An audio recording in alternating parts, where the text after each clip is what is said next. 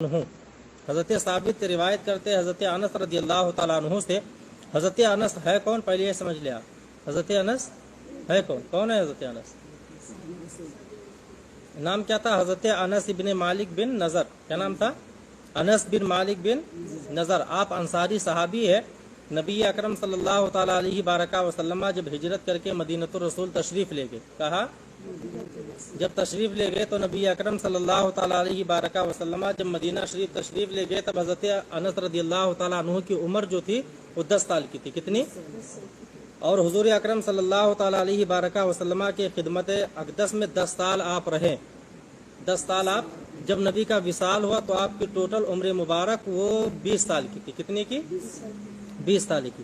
تو حضرت انس رضی اللہ تعالیٰ عنہ کے انصاری صحابی ہیں اور ان کی عمر جو ہوئی ہے بعض روایتوں میں آیا ہے کہ 103 سال کی عمر ہوئی ہے. کہا 103 سال کی عمر ہوئی ہے. خلافت فاروقی میں آپ بصرہ منتقل ہو گئے، بصرہ، اور وہیں پہ آپ نے انتقال فرمایا. ایک روایت میں ہے کہ آپ کی عمر 99 سال کی تھی، ایک روایت میں 103 سال کی تھی.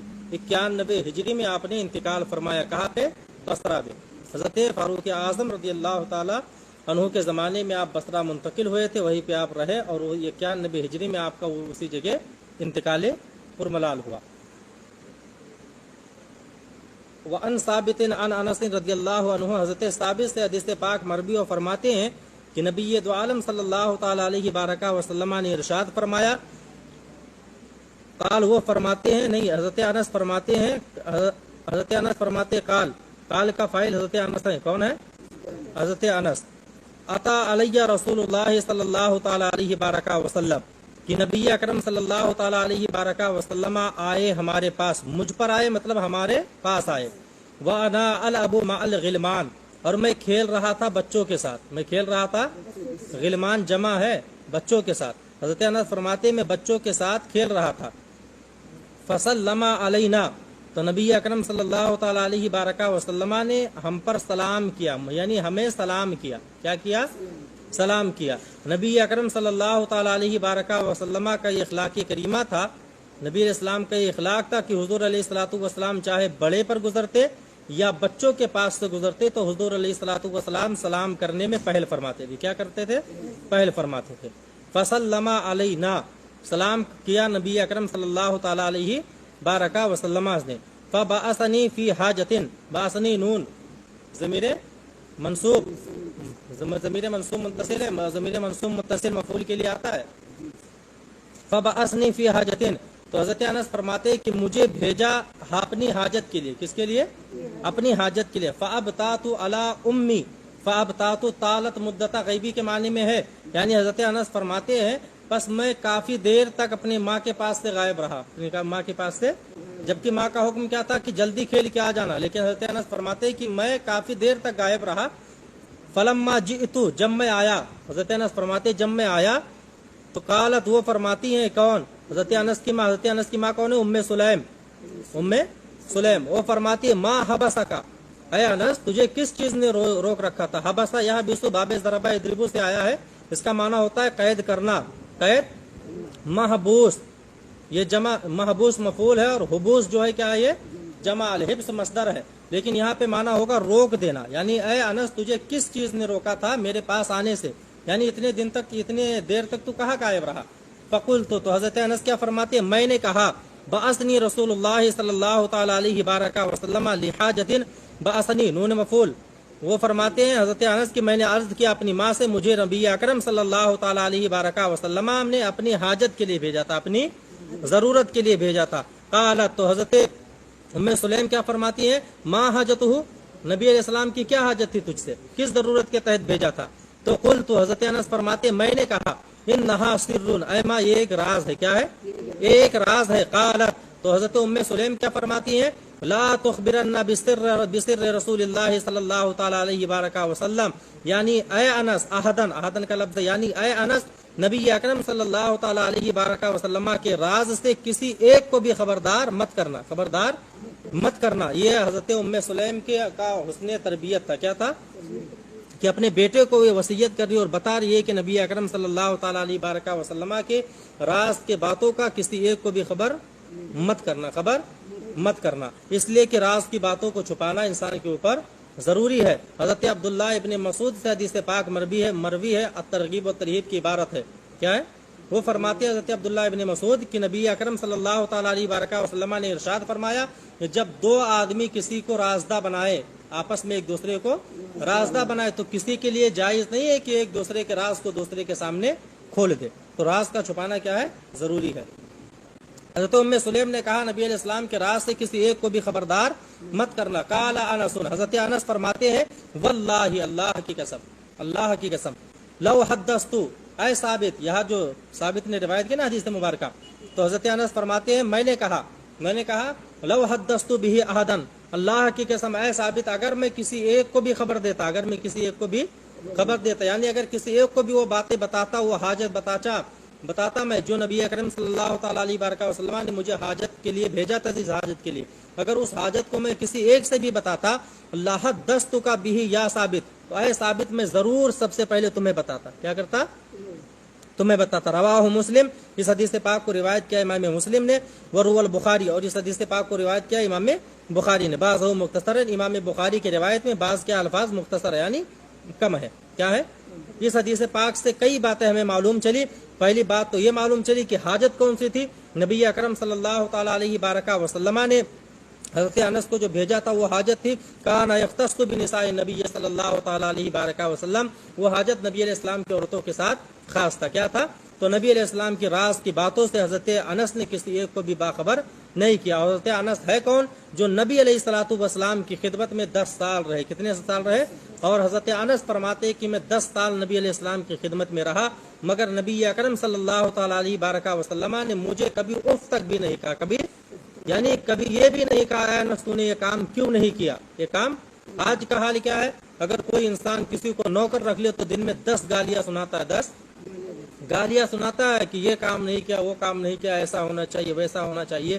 لیکن نبی علیہ الصلوۃ والسلام کا یہ اخلاق تھا، نبی علیہ الصلوۃ والسلام کا یہ اپنی امت پر رحم تھا، نوکروں کے ساتھ، مزدوروں کے ساتھ میں، کہ حضور اکرم صلی اللہ تعالیٰ علیہ وآلہ وسلم نے کبھی بھی حضرت انس کو اف تک نہیں کہا، کیا تک نہیں کہا؟ اف تک نہیں کہا۔ رسول اکرم صلی اللہ تعالیٰ علیہ وآلہ وسلم کا یہ اخلاق ہے۔ اور دوسری بات کیا پتہ چلی؟ کسی کے راز کو فاش نہیں کرنا چاہیے، کسی کے راز کو فاش نہیں کرنا چاہیے۔ دوسرا باب آ رہا ہے باب الوفاء بالعہد و انجاز الوعد، یہ باب ہے ایفاء عہد کے بیان میں اور وعدے کے پورا کرنے کے بیان میں، وعدے کے پورا کرنے کے بیان میں۔ قال اللہ تعالی، جیسا کہ اللہ تبارک و تعالی نے قرآن پاک سورہ اسراء کے اندر ارشاد فرمایا وَأَوْفُوا بِالْعَهْدِ إِنَّ الْعَهْدَ كَانَ مَسْئُولًا، اللہ کیا فرماتا ہے؟ اور تم اپنے عہد کو پورا کرو، کیا کرو؟ جو وعدہ کر چکے ہو ایک دوسرے سے اسے کیا کرو؟ پورا کرو۔ إِنَّ الْعَهْدَ كَانَ مَسْئُولًا، بے شک عہد کے بارے میں تم سے پوچھا جائے گا، مسئولہ مفعول ہے، تم سے قیامت کے دن پوچھا جائے گا۔ وقال اللہ تعالی وَأَوْفُوا بِعَهْدِ اللَّهِ إِذَا عَاهَدتُّمْ، سورہ نحل کی آیت مبارکہ ہے۔ اللہ کیا فرماتا ہے؟ وَأَوْفُوا بِعَهْدِ اللَّهِ، اور تم اللہ کے عہد کو پورا کرو، تم اللہ کے عہد کو پورا کرو، اذا عاہدتم، جب تم عہد کر چکے، جب تم، یا ایھا الذین آمنوا اوفوا بالعقود، دوسری آیت مبارکہ سورہ مائدہ کی اللہ فرماتا اے ایمان والو اپنے وعدے کو پورا کرو، اپنے وعدے کو، عہد کو پورا کرو۔ وقال تعالی، اللہ تبارک و تعالی ارشاد فرماتا ہے دوسری آیت مبارکہ میں سورہ صف کی آیت مبارکہ ہے، یا ایھا الذین آمنوا لما تقولون ما لا تفعلون، اے ایمان والو تم ایسی باتیں کیوں کہتے ہو، لما تقولون، ایسی باتیں کیوں کہتے ہو، ما لا تفعلون، جو تم کرتے نہیں، جو تم، کبر مقتا عند اللہ ان تقولوا ما لا تفعلون، یہ کتنا برا ہے، یہ کتنا، کہ تم ایسی باتیں کہتے ہو، وہ باتیں تم کہتے ہو ما لا تفعلون، جو تم کرتے نہیں، جو تم کرتے نہیں۔ ان ابی ہریرہ رضی اللہ تعالی عنہ، حضرت ابو ہریرہ سے حدیث پاک مروی ہے، ان رسول اللہ صلی اللہ تعالی علیہ وآلہ وسلم قال، حضرت ابو ہریرہ سے حدیث پاک مروی ہے۔ حضرت ابو ہریرہ کون ہے؟ حضرت ابو ہریرہ کا نام زمانے جاہلیت میں عبد شمس یا عبد عمر تھا، کیا تھا؟